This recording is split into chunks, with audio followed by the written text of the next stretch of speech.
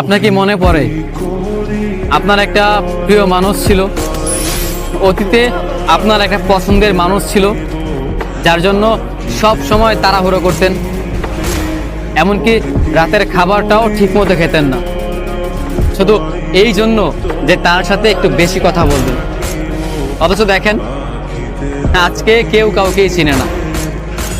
একটা সময় আপনি যার জন্য প্রচন্ড পাগলামি করেছেন, যাকে পাওয়ার জন্য সব কিছু করেছেন, আজকে সেই মানুষটাই আপনাকে চিনে না। সেই মানুষটার সাথে আপনার কথা হয় না, ভালোবাসা বিনিময় হয় না। যার সাথে প্রতিটা সময় বলতেন তোমাকে ভালোবাসি ভালোবাসি, তোমাকে না পেলে আমি বাঁচব না, আজকে এই মানুষটার সাথেই কথা হয় না।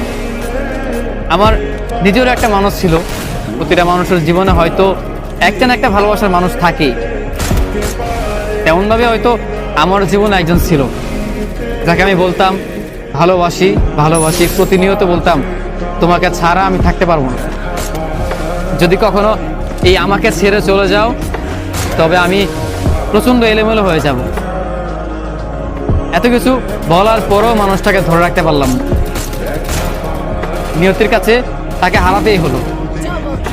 এত ভালোবাসা দেখালাম, এত করে আমি বোঝালাম তুমি আর যাই করো কখনো তুমি আমাকে ছেড়ে যেও না। এত সুন্দর সুশীলভাবে বোঝানোর পরও মানুষটাকে আমার করে রাখতে পারিনি। আমার এই একটা কষ্ট আজীবন থেকে যাবে।